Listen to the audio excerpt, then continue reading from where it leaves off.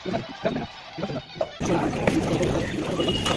Everyone, good morning. চলে আসলাম খুব সুন্দর একটা ব্লগ তোমাদের সাথে শেয়ার করার জন্য। দিদিদের ঘরে নেক্সট দিনের ব্লগ আজ শেয়ার করছি তোমাদের সাথে।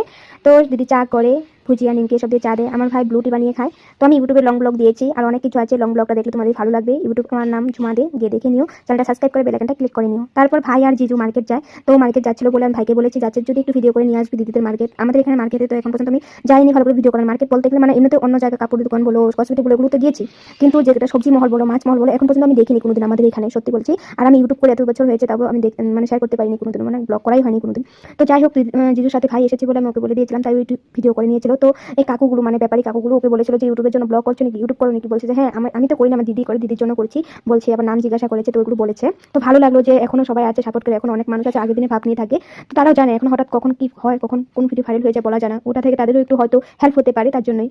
তো ভালোই পেয়েছি ভিডিও করার জন্য। তো আমার জিজু ইলিশ মাছ কিনে তারপর কেটে নিয়ে আসে টুকরো করে, তারপর টুকটাক সবজি বাজারও করে, তারপর দিদিকে এনে দেয়। দিদি রান্নাবাড়া বসিয়ে দিয়েছে, তো দিদিকে আমি একটু হেল্প করে দিই, টুকটাক কেটে বেছে দিই।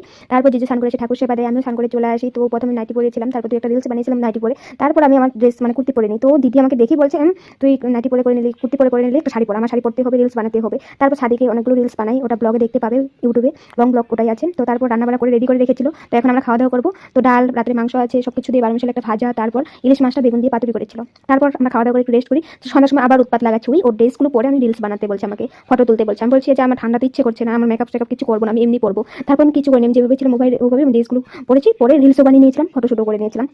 বলছি সেল করে দিবো ইনস্টাতে ইউটিউবে। বলছে পচা কাপড় কেউ নিবে না এগুলো। আমি বলছি নিবে না, এরকম অনেকে আছে, মানে হয়তো ভাড়া নিতে চায়, এরকম ড্রেস খুঁজে পায় না, এরকম অনেক আছে। হ্যাঁ, এটা কম দামে বা তেমন হাই কোয়ালিটির ড্রেস নয়, নিবে না, কিন্তু এরকম অনেক আছে ভালো ভালো ড্রেস, অনেকে এরকম মানে ভাড়াও নিয়ে যায়। তো যাই হোক, ওগুলো নিয়ে বলছি আর কথা একটা। তারপর আমরা চা খাই পকোড়া দিয়ে।